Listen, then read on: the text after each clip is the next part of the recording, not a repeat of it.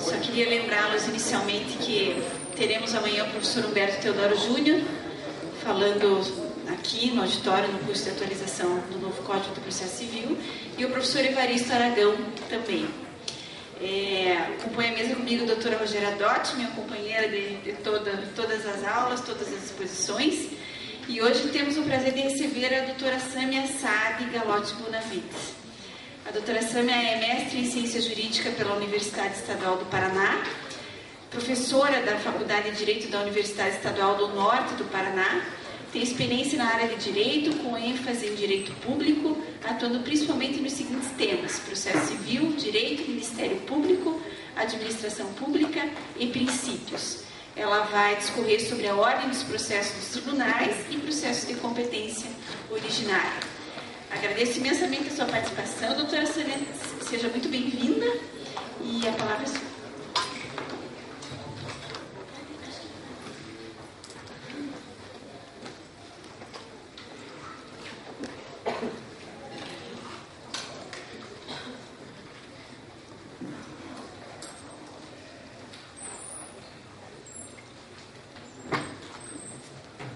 Muito boa noite.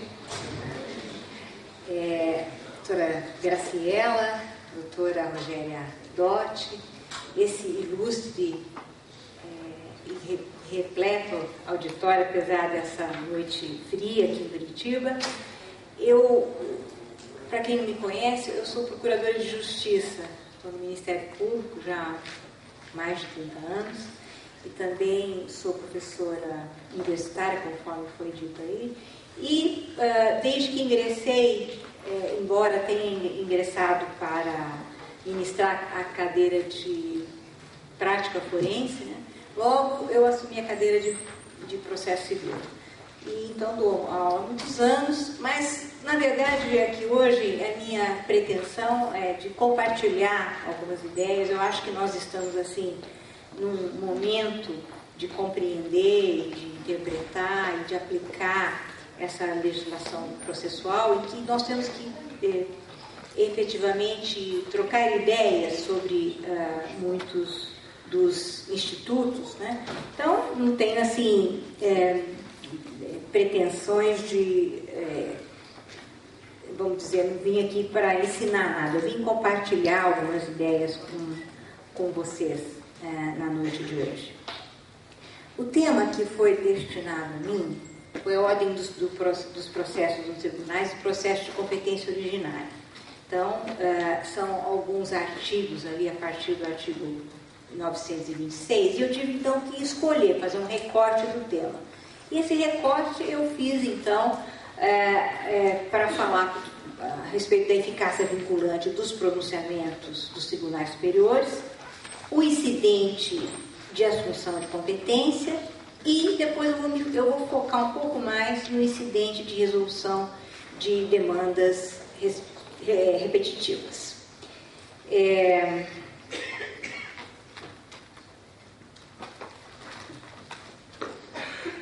O Código de Processo Civil de 2015, que entrou em vigor no dia 18 de março passado, ele traz profundas e importantes mudanças, né, no cotidiano de todos os que militam e também dos jurisdicionários. É uma legislação que pretende, na verdade, uma revolução jurídica, né, nessa primeira metade do século XXI aqui no Brasil, justamente porque ela tem uma capilaridade, né, no ordenamento nacional. Então, é uma lei que vai deixar digitais, não apenas nas demandas de natureza civil, mas também nas questões trabalhistas, eleitorais, administrativas e até nas questões penais, né, pela aplicação subsidiária. Essa nova cultura que se pretende introduzir com o Código de Processo Civil, eu acredito que vocês já devem ter ouvido isso de vários expositores, a cada palestra que vai acompanhar, cada aula sobre o novo Código de Processo Civil, se fala da mudança de cultura, da necessidade que tem que se operar naqueles que estão aplicando a legislação, né, mais do que na própria legislação. Mas logo no início Código de Processo Civil, desse novo Código de Processo Civil, há uma clara mensagem. Juiz não é mais aquele que aplica a lei aos casos concretos. É um outro juiz, aquele que interpreta os valores e as normas fundamentais estabelecidas na Constituição da República Federativa do Brasil, segundo as disposições do Código. Isso é uma mudança paradigmática importante, que tem um recado objetivo e claro, e que permeia, então, tudo que a gente vai tratar a respeito de institutos novos, institutos que possam efetivamente fazer a diferença nessa legislação processual nova.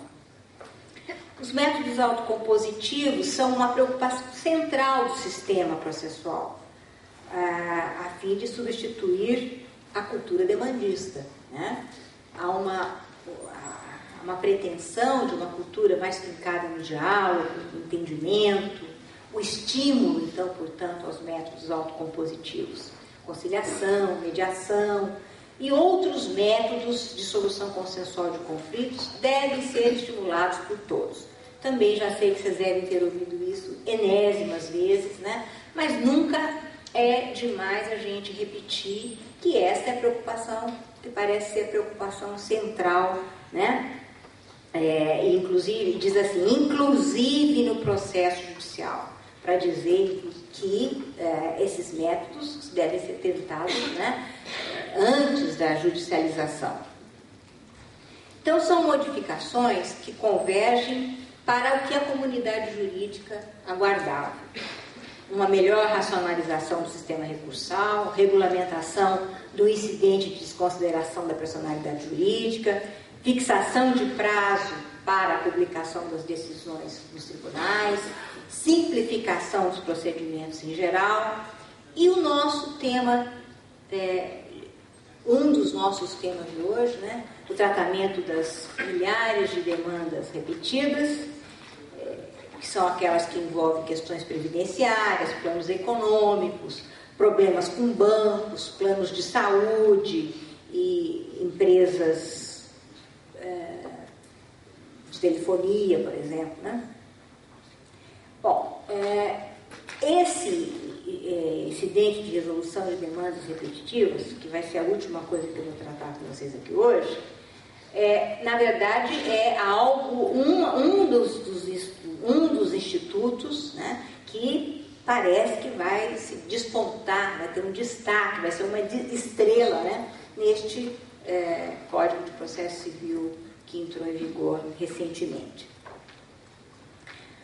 Eu começaria então pela eficácia vinculante dos pronunciamentos dos tribunais superiores, artigos 926, 927. Começaria por esses dois, né? Então, o artigo 926, segundo o artigo 926, os tribunais devem uniformizar sua jurisprudência e mantê-la estável, íntegra e coerente. E lhe cabe a edição de súmulas correspondentes à sua jurisprudência dominante na forma estabelecida e segundo os pressupostos fixados em seus regimentos internos. O parágrafo 2º ainda está dito que, ao editar enunciados de súmula, os tribunais devem ater-se às circunstâncias fáticas dos precedentes que motivaram sua criação. Vocês já sabem, certamente, né, que o sistema de precedentes mesmo, como ele foi primeiro idealizado, ele não foi aprovado. Então, hoje nós não temos aquele sistema de precedentes que se pretendia introduzir na legislação. Não ficou assim na legislação que foi aprovada.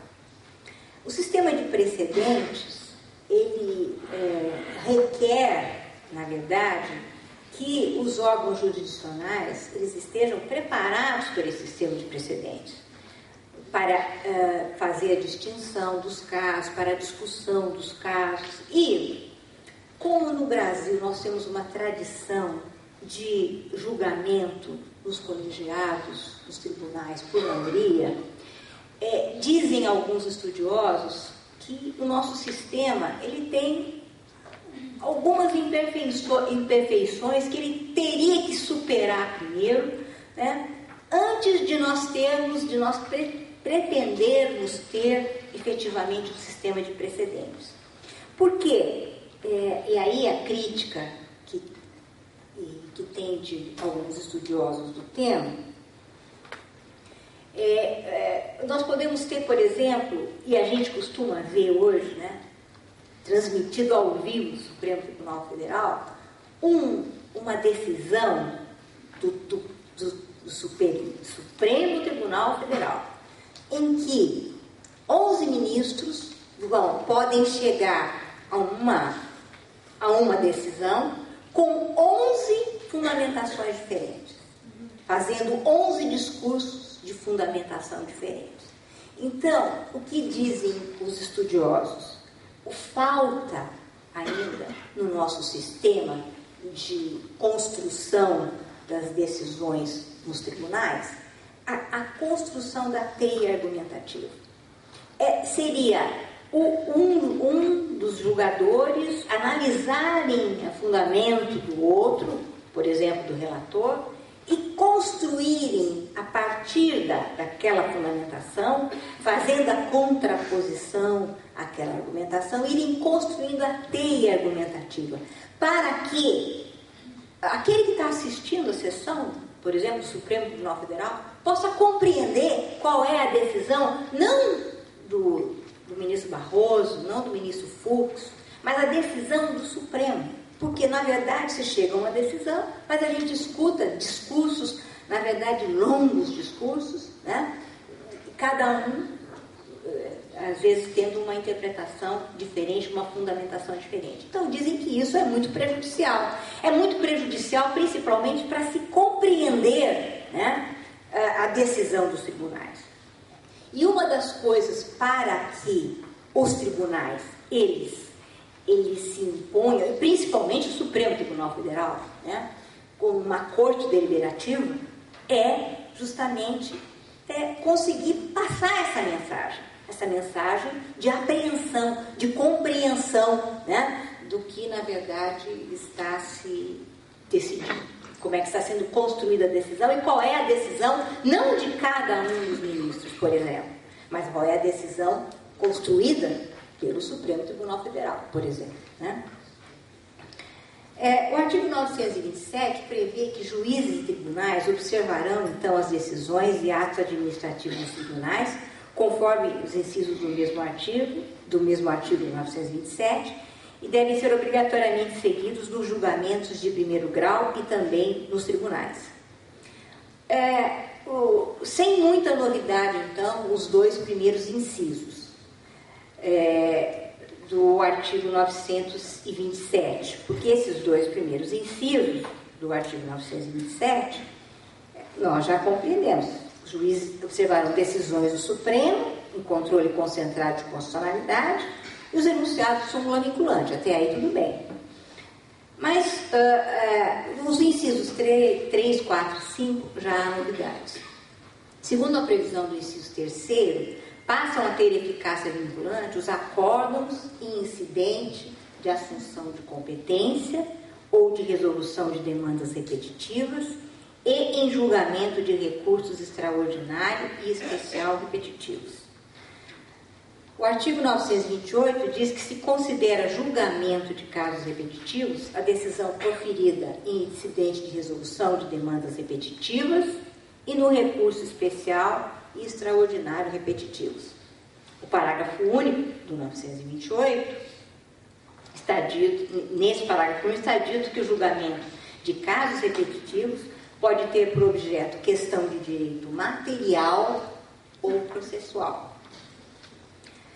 De acordo com esse inciso, passam a ter eficácia vinculante os enunciados das súmulas do Supremo Tribunal Federal em matéria constitucional e do Superior Tribunal de Justiça em matéria infraconstitucional. Já se questiona, por exemplo, a constitucionalidade dessa norma, porque a gente sabe que o Supremo dá a última palavra em matéria constitucional e o Superior Tribunal de Justiça faz o mesmo em relação à legislação federal.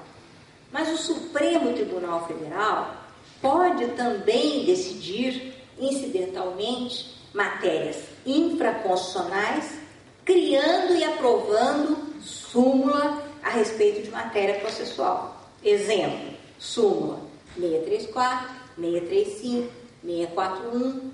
Então, nesse caso, a súmula ela não teria eficácia vinculante por não versar matéria constitucional, ainda que editada pela Corte Suprema. Da mesma forma, quando o Superior Tribunal de Justiça editar uma súmula sobre matéria infraconstitucional e matéria processual, por exemplo,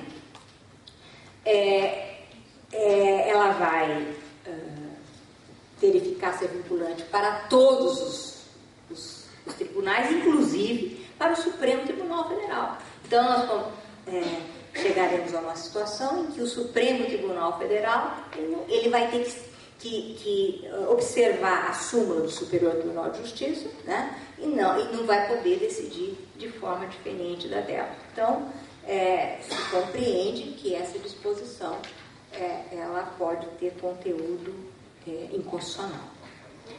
O artigo 927, inciso 5º e seu parágrafo 5º,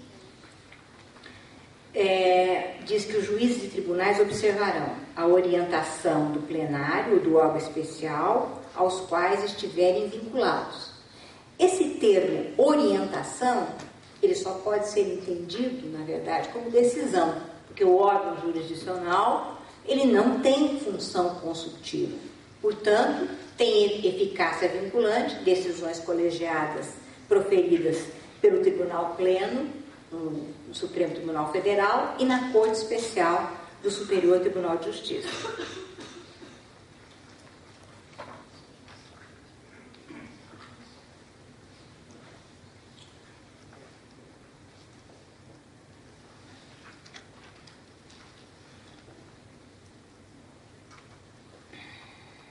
A eficácia vinculante das hipóteses previstas nos incisos, então, os dois primeiros, tudo bem, e depois, com relação ao controle concentrado de constitucionalidade, o Supremo Tribunal Federal, algo que eu queria também registrar, antes vinha aplicando a tese do efeito transcendente dos motivos determinantes, no sentido de que os fundamentos determinantes do julgamento de ação de controle concentrado de constitucionalidade realizados pelo STF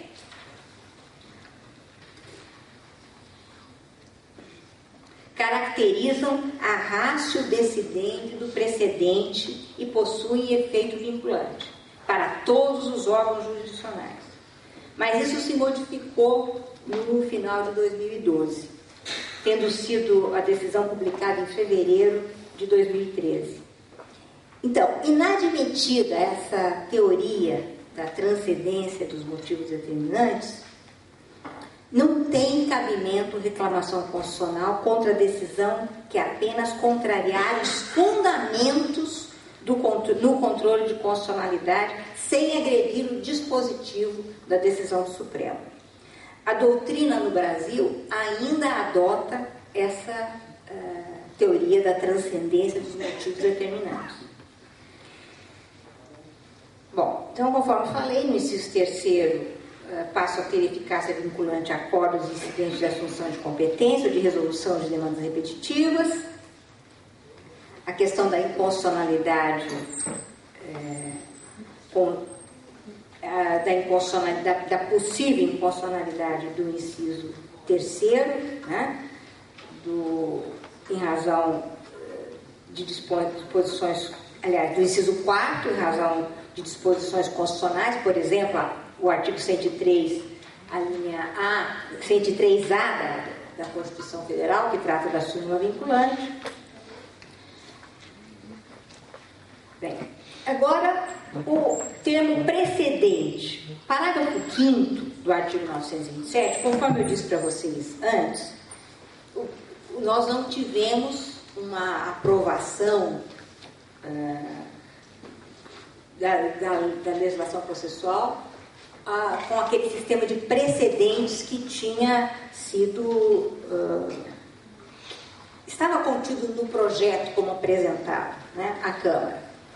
Mas o parágrafo 5º do artigo 927 manteve essa nomenclatura precedente, porque ela fazia parte de um capítulo que tratava efetivamente dos precedentes judiciais, que não foi então mantido no texto final do Código como provado. Que seriam então precedentes dos tribunais?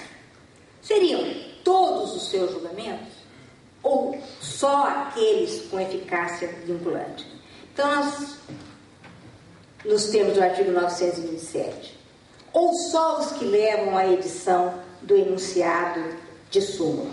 Então, a gente, no 927, parágrafo 5º, os tribunais darão publicidade a seus precedentes, organizando-os por questão jurídica decidida e divulgando-os preferencialmente na rede mundial de computadores. Então, como há em nosso sistema processual uma incerteza sobre o que é efetivamente um precedente, talvez por isso, conforme eu já tinha dito antes, é que se abandonou a regulamentação do Instituto e das formas de distinção, o distinguish, e superação, o overruling.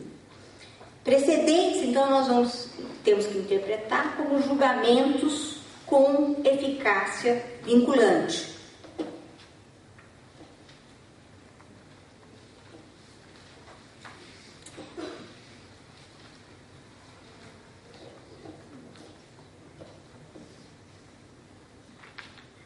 Julgamentos com eficácia vinculante. E, em razão desta necessidade que se terá de observar essa eficácia vinculante, é preciso e é importante o disposto nesse parágrafo 5º, porque essa coerência da jurisprudência, essa necessidade de coerência, ela vai necessitar desta organização de tudo aquilo que é produzido no tribunal. As súmulas, as decisões, as decisões com eficácia vinculante, conforme o disposto no artigo 927. Então, dizem os estudiosos, né? Vai precisar de uma organização muito mais específica, né? Para que esses precedentes, em razão da eficácia vinculante, esses precedentes possam ser observados com esta finalidade de se analisar situações, de se buscar fazer a distinção, né? Para não serem tratados, não serem aplicados em situações que não podem ser aplicadas aquelas decisões com eficácia vinculante.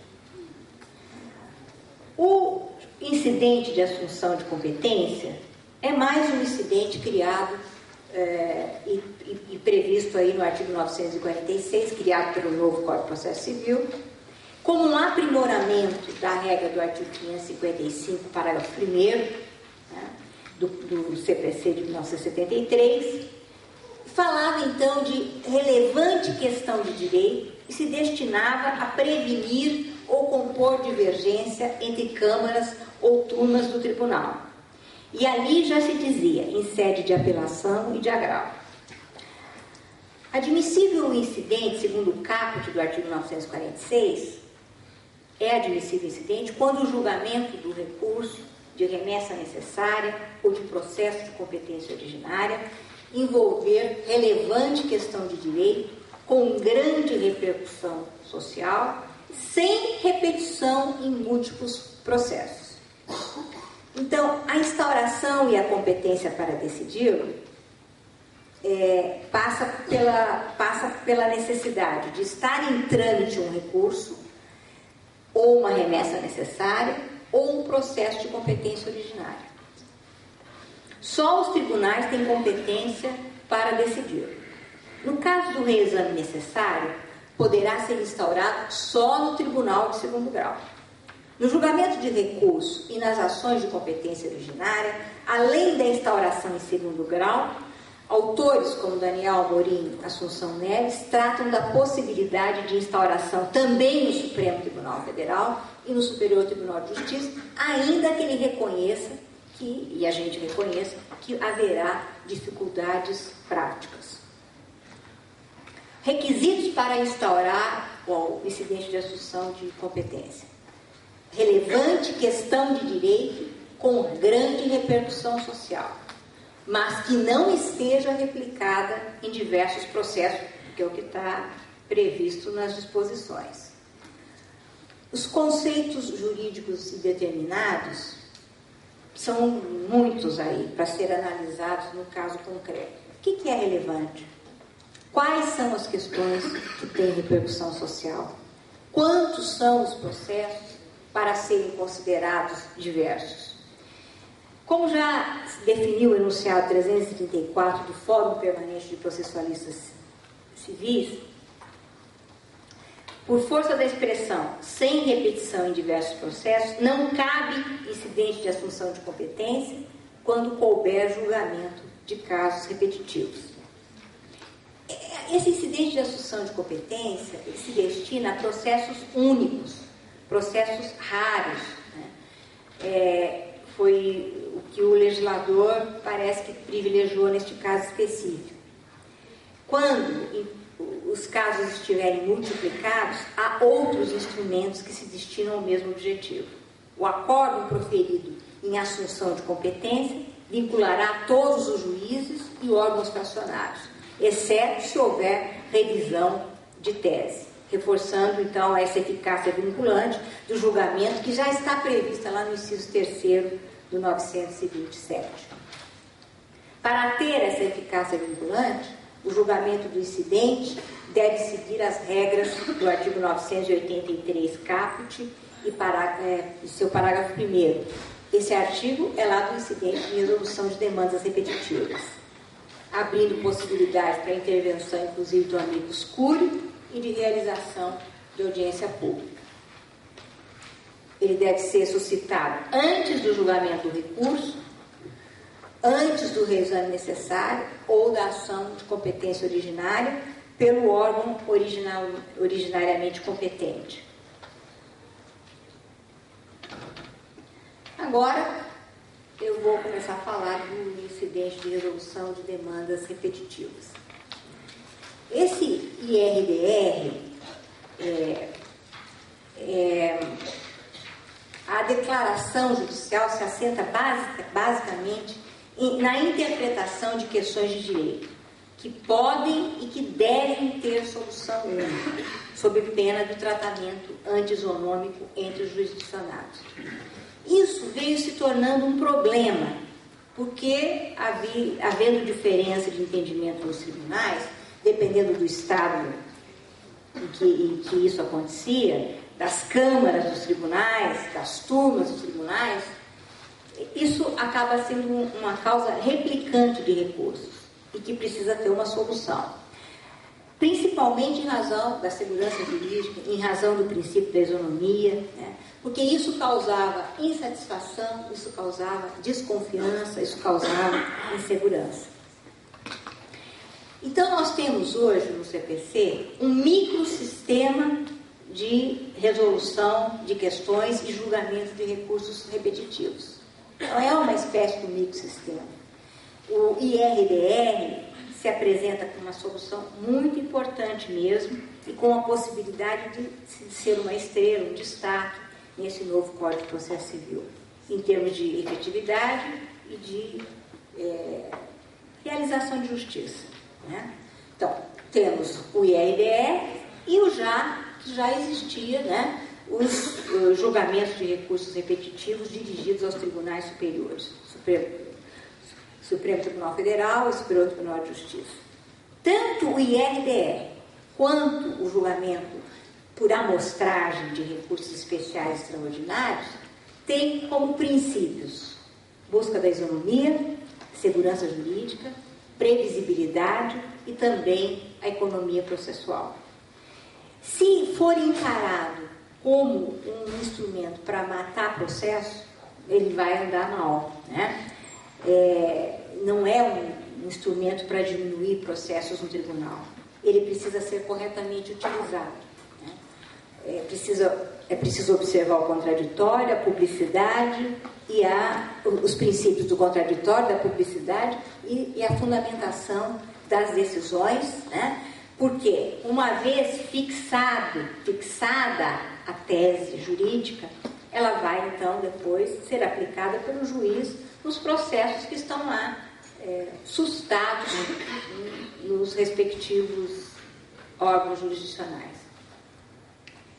Temos hoje, então, no direito jurisprudencial, na verdade, o projeto, não como ficou, não a legislação aprovada, tratava mesmo dos precedentes judiciais, de um direito jurisprudencial, que é um direito que tem características próprias, para que a gente possa identificar bem a forma como a decisão se consolidou, porque ela precisa ser analisada no seu desenvolvimento, na sua fundamentação, para se identificar se é aplicável a um caso posterior, né, uma decisão que tem uma eficácia vinculante ou não, né?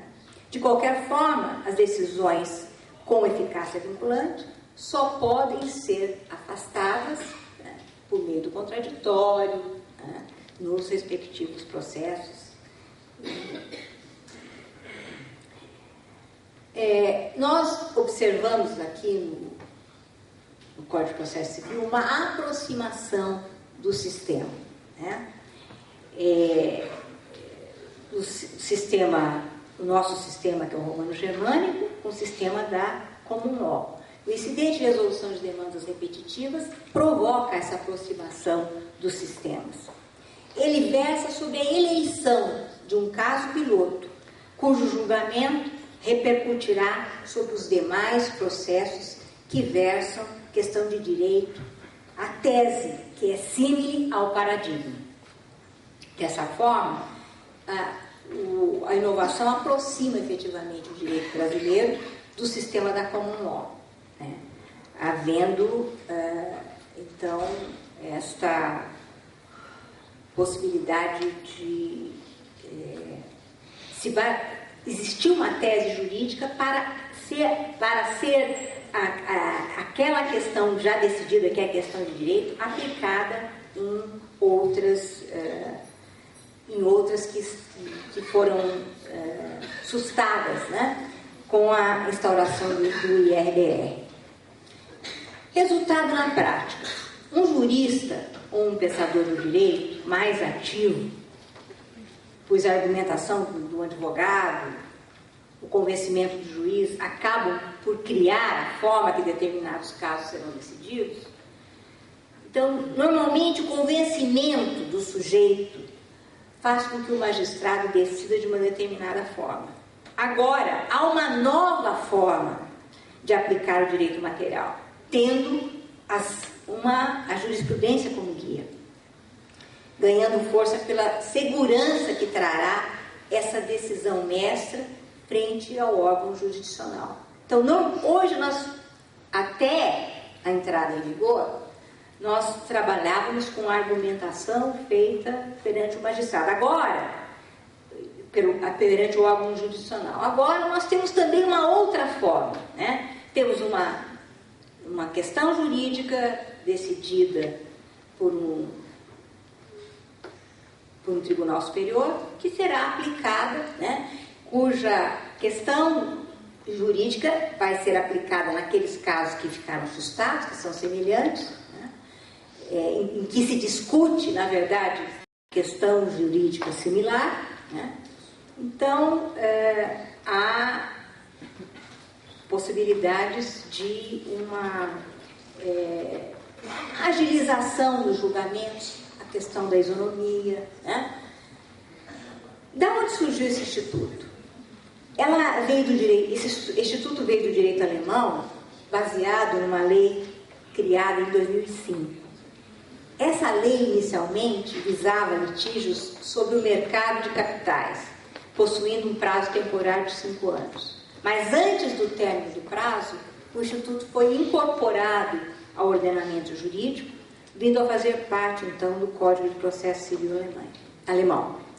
O caso 1 da Alemanha é um caso da Deutsche Telekom, em que milhares de investidores buscaram a via judicial em razão de se sentirem lesados pela notícia de uma eventual extensão de patrimônio da sociedade. Então, eram aproximadamente 15 mil investidores, representados por mais de 750 advogados. Foi um volume processual imenso e veio de uma forma abrupta. As audiências ficaram sem ser sequer designadas por 3 anos, porque os órgãos jurisdicionais não estavam preparados. E aí os jurisdicionados resolveram recorrer à Suprema Corte do país, né, para reclamar, então, do fato de não estarem recebendo justiça. A Suprema Corte não aceitou esse reclamo dos jurisdicionados, mas reconheceu a necessidade de se criar algum instituto para vencer uma situação de excesso de demanda como essa. Né? E aí surgiu lá o incidente de resolução de demandas repetitivas, e que foi trazido aqui para o novo Código de Processo Civil. Cabimento desse incidente. A instauração do incidente de resolução de demandas repetitivas é possível quando simultaneamente houver repetição de processos que contenham controvérsias sobre a mesma questão unicamente de direito, risco de ofensa à isonomia e à segurança jurídica. Os parágrafos do artigo 976 falam que a desistência ou abandono do processo não impede o exame do mérito do incidente. Se não for requerente, a intervenção do Ministério Público é obrigatória e deve assumir a titularidade em caso de desistência. A inadmissão do incidente de resolução por ausência de qualquer dos pressupostos de admissibilidade não impede que, satisfeito o requisito, ele seja novamente proposto. E ainda, está com defeito aí o slide, e ainda é cabível o incidente de resolução de demandas quando um dos tribunais superiores, no âmbito de sua respectiva competência, já tiver afetado o recurso para definição de tese, é incabível, né? Sobre questão de direito material ou processual repetitiva. E não serão exigidas custas processuais do incidente. Então, o IRDR se aplica a recurso, a remessa necessária ou a qualquer processo de competência originária do tribunal. É preciso haver múltiplos processos, dando a entender que a questão jurídica ela tem que ter sido enfrentada e decidida em diversos processos antes da instauração do incidente processual. O que se exige, então? Se exige uma maturação do debate jurídico acerca da questão de direito para depois se instaurar o incidente. Não só ainda múltiplos processos, mas esses processos eles têm que estar decididos. Né? Então, tem que haver decisões, porque esse incidente ele não é um incidente preventivo, ele é um incidente para situações que já estão concretizadas. Né? Então, quando houver esse risco, inclusive assim, diziam os autores, até se houver diversas decisões, mas todas caminharem no mesmo sentido daquela questão, da questão de direito, que é similar em todos, e se não tiver havendo divergência de enfrentamento dessa questão, nem precisaria instaurar o incidente de resolução.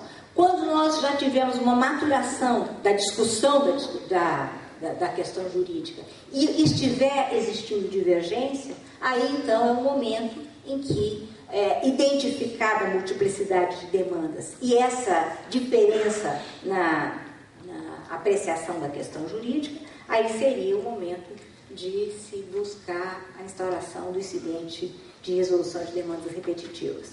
A legitimidade. O pedido de instauração do incidente é dirigido ao presidente do tribunal, pelo juiz ou relator, por ofício.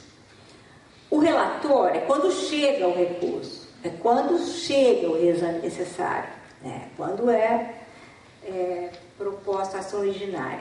O juiz é quando ele manda a apelação, depois da decisão. Quando ele manda a apelação, ele pode também fazer o pedido do incidente. Esse incidente é um incidente que só pode ser instaurado nos tribunais, né? Já há decisões daquele seminário do seminário que aconteceu de magistrados, que reuniu 400 magistrados para analisar o novo Código de Processo Civil no final de agosto do ano passado, que resultaram em 62 enunciados desse seminário. Já se decidiu nos enunciados que, apesar de só ser aplicado nos tribunais, pode ser aplicado também nos juizados especiais, porque já se entendia que uma situação que seria necessário, né, sem se falar dos casos que chegam aos tribunais, seria no caso dos juizados especiais, porque existe muita repetição de demanda também nos juizados. Então, já se decidiu que é possível nos órgãos que são julgadores, então nas turmas recursais, no nosso caso aqui. Né? Então, pelas partes, pode ser feito o requerimento de instauração, pelo Ministério Público ou pela Defensoria Pública por petição. A legitimidade do Ministério Público é ampla e irrestrita quando a questão envolver direitos difusos ou coletivos. No caso de direitos individuais homogêneos, a legitimidade só se perfaz se o direito for indisponível, né? Se o direito for indisponível ou naqueles casos em que existe uma repercussão social muito grande. No caso da Defensoria Pública, entende-se que os autores entendem que a legitimidade, ela acompanha a legitimidade para a ação civil pública. E a legitimidade para a ação civil pública, nós já temos decisões do Superior Tribunal de Justiça, né? Inclusive uma do ano passado, que diz que essa decisão é num caso de um grupo de idosos, né, do Rio Grande do Sul, um caso do Rio Grande do Sul, que questionava a respeito de disposições do plano de saúde. E aí se reconheceu no Superior Tribunal de Justiça que aquele era um grupo vulnerável, né, que essa vulnerabilidade, a hipossuficiência naquele caso, ela era tanto organizacional quanto ela era uma hipossuficiência econômica, porque se discutia se as duas hipossuficiências, né, se uma delas, só a hipossuficiência econômica, é que leva, por exemplo, a que a Defensoria atue, ou se são as duas, né? E, na verdade, a maioria dos ministros da turma se inclinou no sentido de reconhecer que tem que dar uma amplitude para se reconhecer essa situação de vulnerabilidade, de hipossuficiência, nos termos do artigo 134 da Constituição Federal. O amicus curiae, se tiver participado quando solicitado ou admitido, ele tem legitimidade recursal também, conforme o artigo 138. Esse slide está um pouco deslocado, porque depois eu coloquei ele mais para frente. Na verdade, além das partes legitimadas no incidente, para propor o incidente, há interessados, né? E dentre os interessados existe, por exemplo, pode ser o amicus curiae, que pode participar, e também são considerados interessados para o fim do incidente de resolução de demandas repetitivas partes de outros processos, que não as partes daquele processo que está para ser julgada a tese que vai ser aplicada aos demais, né? A competência do julgamento caberá ao órgão indicado pelo regimento interno, dentre aqueles responsáveis pela uniformização da jurisprudência do tribunal. o órgão colegiado incumbido de julgar o incidente e de fixar a tese jurídica julgará também o recurso, a remessa necessária e o processo de competência originária de onde se originou o incidente. Esse caráter do incidente para fixação de tese jurídica sobre questão de direito, ele mostra justamente porque é um incidente para fixar uma tese jurídica, tese que vai ser depois apreciada no âmbito processual. Então, é incidente porque ele fixa a tese jurídica, mas a questão vai ser julgada, a questão de direito controvertida vai ser definida, mas a causa será julgada no juízo de origem, né? Mas só essa definição da questão de direito controvertida já é uma situação que vai consumir um tempo, um tempo considerável, né, da demanda, e por isso se acredita que é um importante instrumento para a agilização também dos processos. O artigo 979 trata da divulgação mais ampla e específica e a publicidade, inclusive referindo-se a registro eletrônico no Conselho Nacional de Justiça. Criação de um banco eletrônico de dados, atualizados com informações específicas sobre questões de direitos submetidos ao incidente, comunicando-se ao CNJ para a inclusão no cadastro. Prazo de julgamento, 1 ano, tendo preferência sobre os demais feitos, ressalvados os que envolvam réu preso e pedidos de habeas corpus.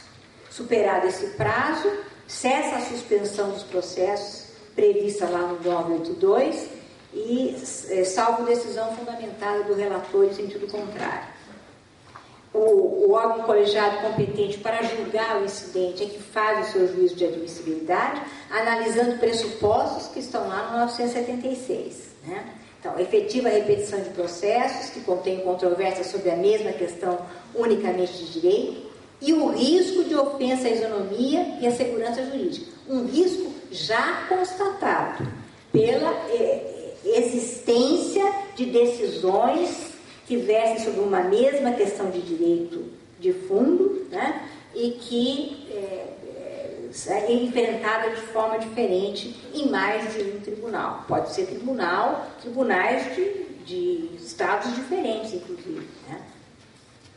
Admitido o incidente, o relator suspenderá os processos pendentes, individuais ou coletivos, que tramitam no estado ou na região, conforme o caso. Né? De qual tribunal nós estamos falando. Né? Poderá requisitar informações e órgãos em cujo juízo tramita o processo, no qual se discute o objeto do incidente, que as prestarão no prazo de 15 dias. Intimará o Ministério Público para, querendo se manifestar em 15 dias, lembrando que é de intervenção obrigatória do Ministério Público.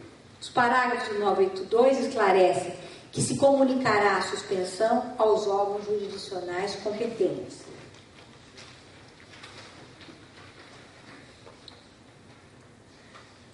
Pedidos de tutela de urgência durante a suspensão, por exemplo, deve ser dirigido ao juízo em que tramita o processo suspenso.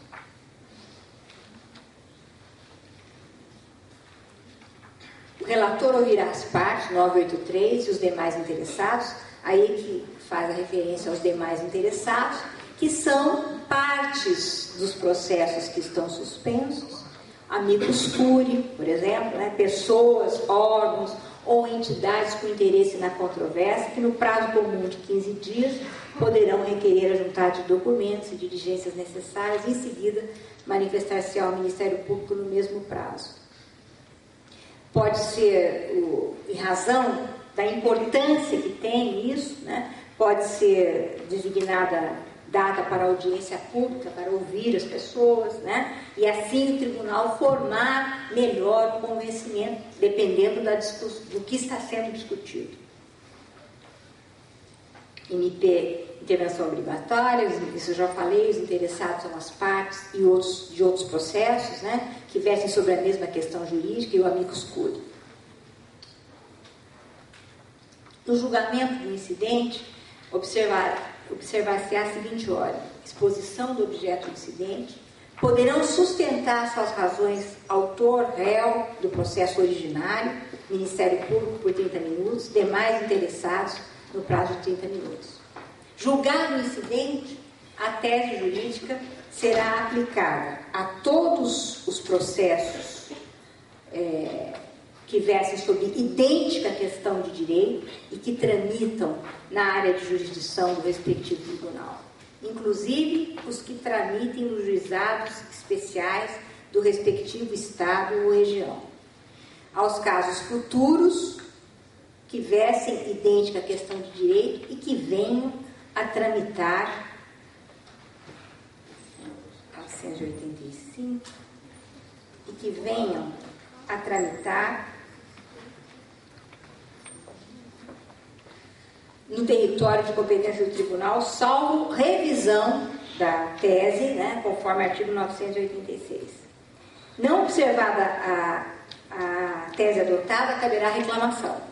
Se o incidente tiver por objeto questão relativa à prestação de serviço concedido, permitido ou autorizado, o resultado do julgamento será comunicado ao órgão, ao ente ou à agência regulatória competente para a fiscalização da efetiva aplicação por parte dos entes sujeitos à regulação dessa tese que foi adotada.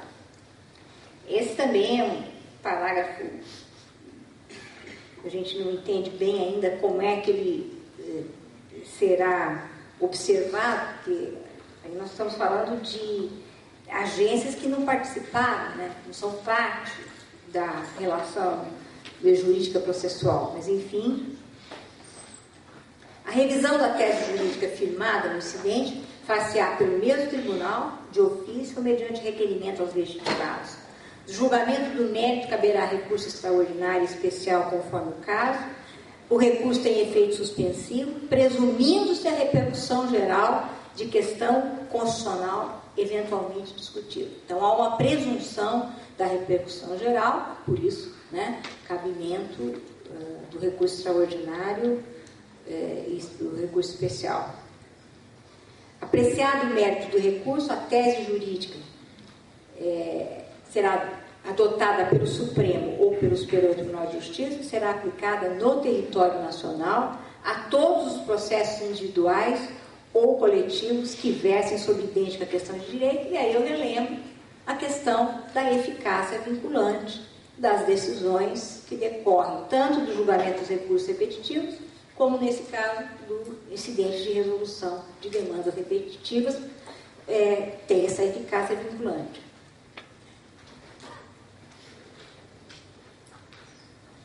Deve ser citado ainda pelo interesse da informação, disposto no artigo 139, inciso 10, né, que quando se deparar o juiz com diversas demandas individuais repetitivas, deve oficiar o Ministério Público, a Defensoria Pública, na medida do possível a outros legitimados, para, se for o caso, promover a propositura de ação, da ação coletiva respectiva. Né? Então, uma outra forma de coletivizar uma questão, né, também é esse disposto no inciso 10 aí do artigo 139. Bem,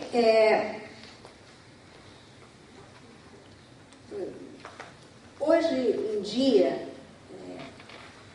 eu queria fazer uma pergunta para vocês, né? São tantas novidades, tantas possibilidades que se abrem, né?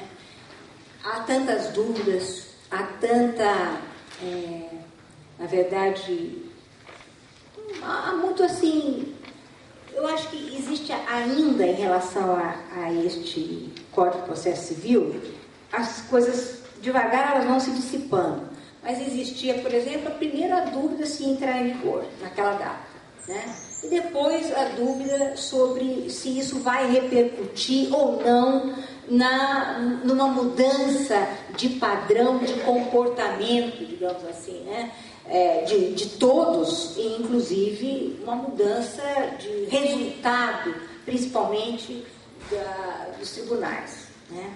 Há uma queixa generalizada há muito tempo que nós acompanhamos isso, nós que atuamos na área jurídica, da forma como atuam os tribunais, da demora, né, da forma pendular como às vezes se decidem as questões, ora de uma forma, ora de outra, dentro do mesmo tribunal, né? Então, a gente tem que fazer uma pergunta que já foi feita e refeita diversas vezes, e nos dias atuais nós temos que refazê-la numa nova perspectiva de raciocínio em torno das coisas todas que estão acontecendo. Eu estou falando a respeito das complexidades do mundo atual. Nós já sabíamos há muito tempo, porque mais de um estudioso já vinha dizendo que nós iríamos sofrer mudanças profundas no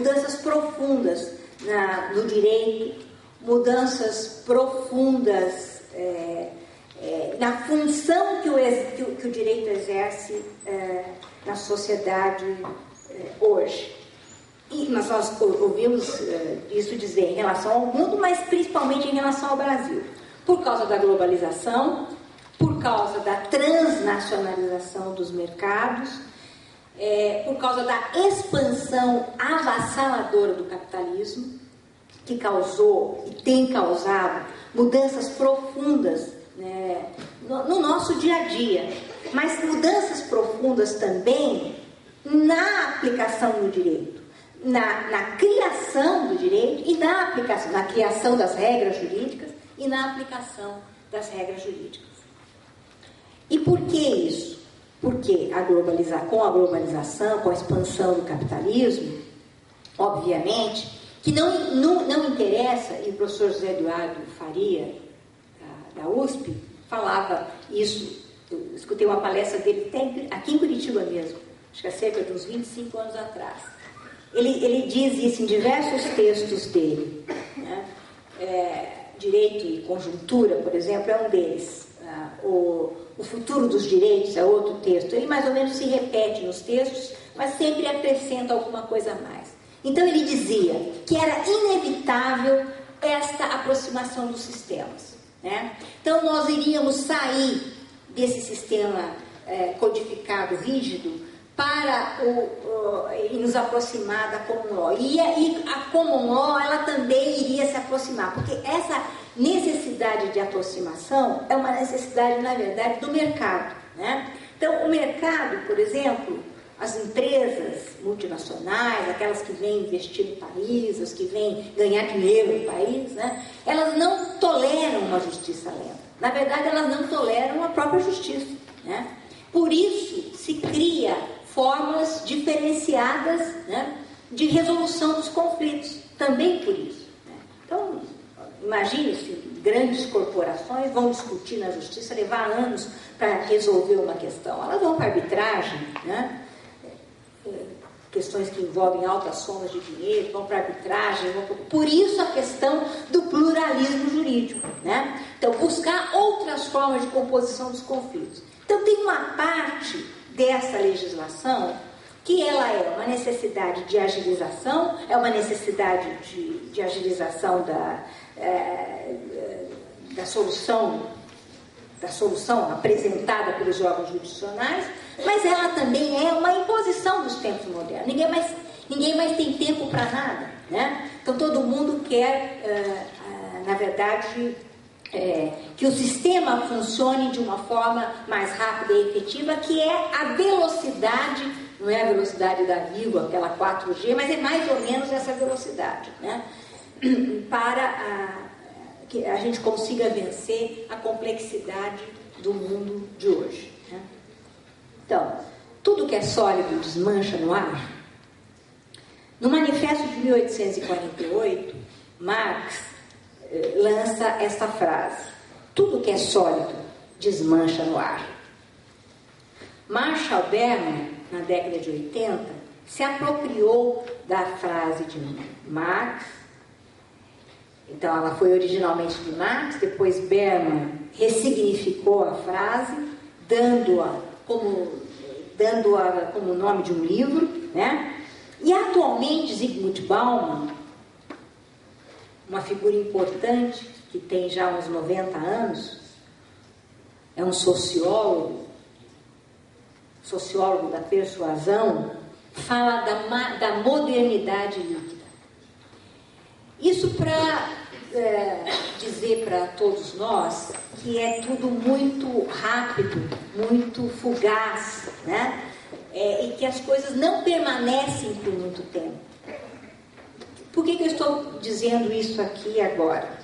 Porque nós temos que refletir sobre esse nosso momento, sobre a aceleração das mudanças típica de períodos revolucionários e concluir como nós devemos efetivamente concluir aqui hoje que não existem mais caminhos tradicionais, né? Nós temos que ser criativos. Há vários caminhos, ninguém é totalmente detentor da verdade, né? E falar isso às vezes, né, numa plateia de quem tem um raciocínio tradicional jurídico, e nós todos temos um raciocínio tradicional jurídico, buscar efetivamente, vamos dizer, fazer com que a gente compreenda, né, o significado deste momento. Não é só o momento de entrada em vigor do novo código, é um momento em que nós temos que buscar fazer as coisas de uma forma diferente, né? A legislação processual civil, ela é, na minha maneira de ver, não sabe, porque eu sou professora de processo civil, eu costumo dizer isso para os meus alunos, ela é de uma grande importância. Nós estamos falando aqui, na verdade, da forma como funciona o poder judicial. O poder judicial depende das regras do processo, né? Então, é tudo para nós que somos pensadores do direito. Eu não gosto mais de utilizar essa expressão operadores do direito, porque o operador parece estar operando máquina, está operando uma coisa que tem que ser uma coisa meio automática. Nós não operamos como se tivéssemos no automático, né? Nós temos que ser pensadores do direito, nós temos que ser juristas, né? Então, esse nosso momento entende, né, a um raciocínio de que nós temos que fugir do caminho tradicional, porque existem vários caminhos, ninguém é o detentor da verdade, isso serve para tudo hoje, né? Sempre serviu para a área jurídica, aliás, mas nós nos limitamos um pouco, né? Embora seja uma área que tem que ser naturalmente dinâmica, a área jurídica, né? A área em que se trava o debate jurídico. Somos servos da dialética e temos que buscar aprender, interpretar, relacionar, contrastar. Penso em Hamlet e lembro de obras que nunca cessam de falar conosco. Nós vamos desaparecer, mas a nossa obra vai continuar.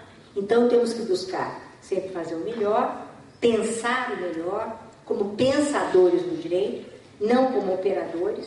E eu vim aqui, conforme disse no início, para compartilhar isso tudo, recepcionar de vocês dúvidas, ideias, né? Para também, com isso, compor, né, aquele que é hoje o conjunto, o repositório daquilo que eu consegui formar e que tem procurado aprimorar na medida do possível, né, naquelas matérias que são de meu maior interesse. Muito obrigada, estou à disposição.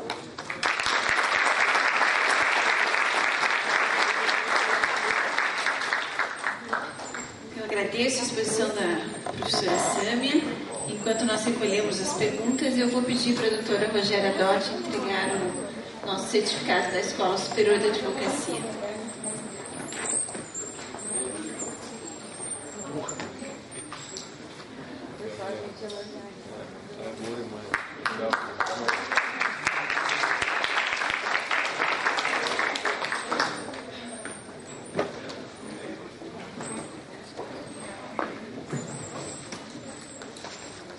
Alguma pergunta?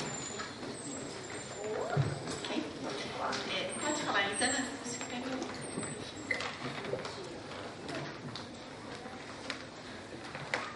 mais fácil.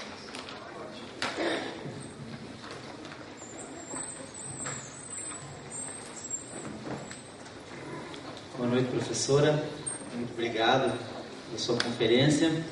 Conforme a senhora ia falando, eu ia fechando aqui um quadro mental. Cheguei até a imaginar que a senhora fosse dizer alguma coisa mais ou menos conforme esse meu pensamento. Eu ando bastante desconfiado com esse Instituto das Demandas Repetitivas, porque há alguns anos eu venho acompanhando a involução da jurisprudência do STJ em determinadas matérias, principalmente no direito do consumidor bancário. É uma clara involução.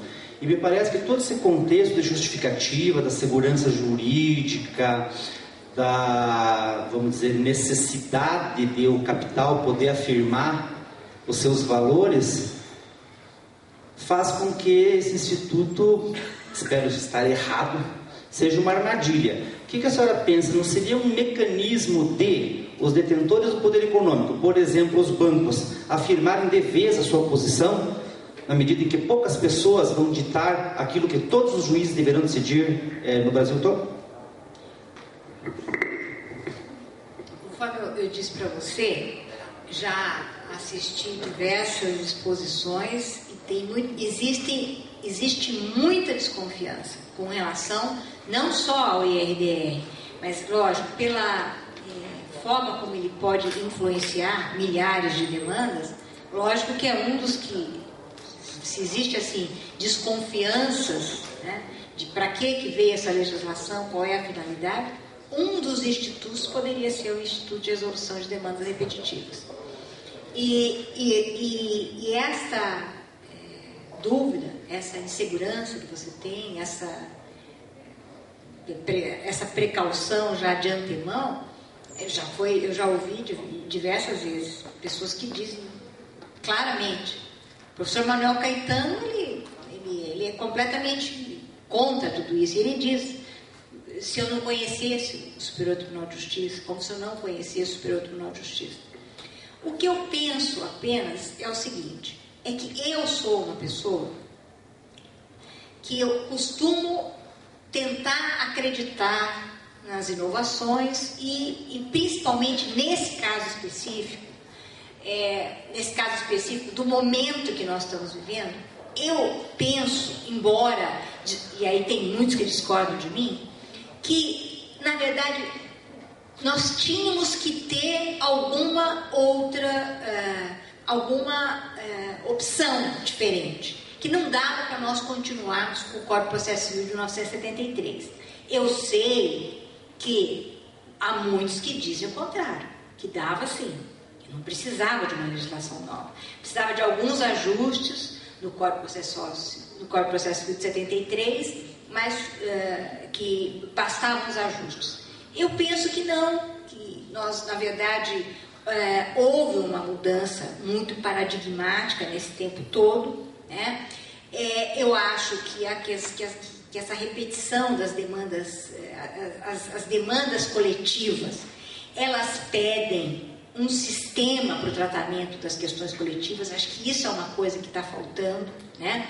Então, porque resolveu não se tratar da tutela coletiva no Código de Processo Civil, porque teria que ter ou um código do processo coletivo, só para o processo coletivo, ou a lei, ou a legislação que, afinal de contas, ia ser aprovada e também depois foi tudo embora, né? Mas eu acho que tem que se tentar, né? Aí, as formas como isso vai acontecer na prática, nós ainda não temos indicativos. Nós temos indicativos de coisas que aconteceram no passado e nós sabemos, né, como é que essas coisas acontecem na atualidade, lendo textos, por exemplo, como o do José Eduardo Faria. Ele diz claramente, né? Mas só que é o seguinte, o que nós estamos vivenciando, eu encaro como algo que é inevitável. Agora, a forma como nós vamos trabalhar com isso, como nós vamos enfrentar isso na prática, também, quer dizer, isso requer que o operador do direito não engula tudo, né? E que ele estude e que se produza muita coisa, como tem se produzido muita coisa na academia, né? Para se contrastar a isso. Porque, na verdade, riscos, lógico que existem, mas o que nós precisamos? Estar muito preparados. o que me preocupa agora é o grau de preparo também de todos que têm para lidar com isso. Que não é uma coisa assim, não adianta eu vir aqui, ler e não fazer reflexões a respeito. Né? Não adianta não se produzir a respeito disso, não se apontar, como muitos têm apontado, mas sim continuar a fazer esse tipo de reflexão, as armadilhas do sistema, os defeitos graves do sistema, as inconsistências e as incoerências, porque este código tem muitas, né? Tem muitas, a gente quanto mais vai ouvindo, a gente vê que tem situações de grande incoerência. Eu esses dias mesmo estava numa aula, quando o aluno veio me perguntar de um artigo, a hora que ele mostrou, eu falei, nem me fale, nem me pergunte, porque isso daí é uma loucura. Loucura tem no código, tem umas loucuras, né? E aí a gente vai ter que, efetivamente, tem que se começar a fazer o necessário preparo daquele que está trabalhando na prática jurídica, né, para enfrentar e não engolir tudo que ele é, obviamente, né? Então, mas até por isso que eu fiz o texto final. Tudo que é sólido desmancha no ar. Talvez isso perdure por um tempo, talvez isso seja substituído tudo de novo por alguma outra coisa, talvez a gente sucumba, né? Eu considero que hoje nós estamos mais sucumbindo ao capitalismo e às imposições do que qualquer outra coisa, mas então, cruzar o braço, deitar, né? Não tem outro. E essa repetição de demandas, dá para aguentar isso? Dá para aguentar ficar esperando 5, 6 anos? Como uma vez que eu liguei no Superior Tribunal de Justiça, estava esperando o julgamento de um agravo regimentar, interesse próprio meu. Aí eu falei, mas escuta, 3 anos e não saiu ainda não saiu de um determinado lugar lá. Ah, mas 3 anos para nós é considerado um período muito curto de tempo. Eu já entendi.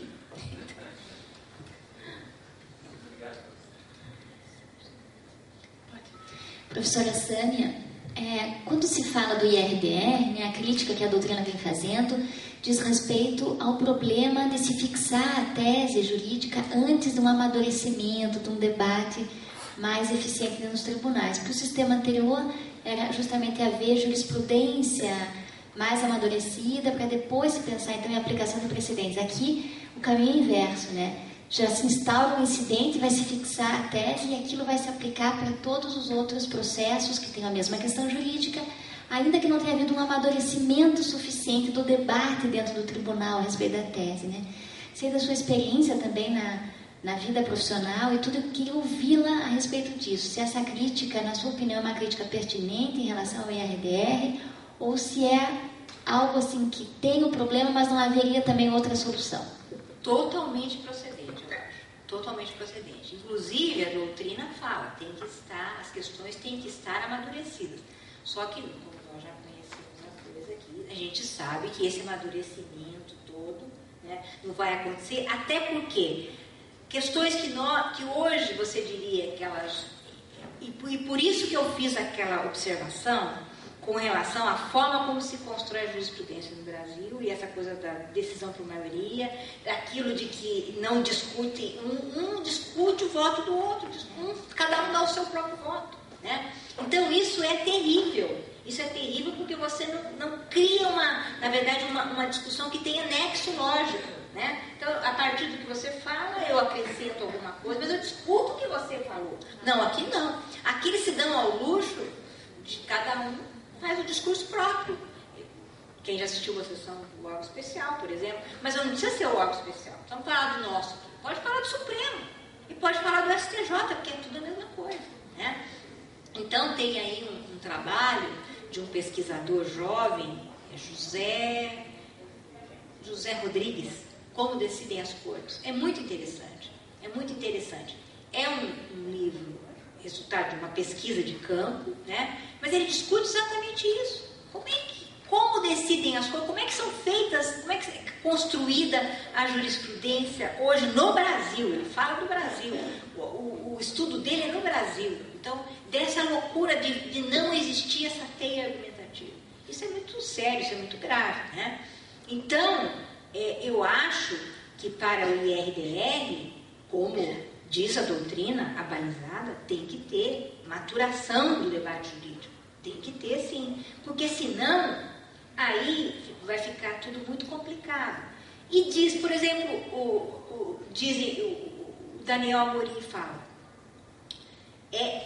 não precisa, podem existir questões fáticas diferentes, e normalmente vão existir questões fáticas diferentes, mas elas têm que estar fundadas na mesma causa, aquela causa de origem.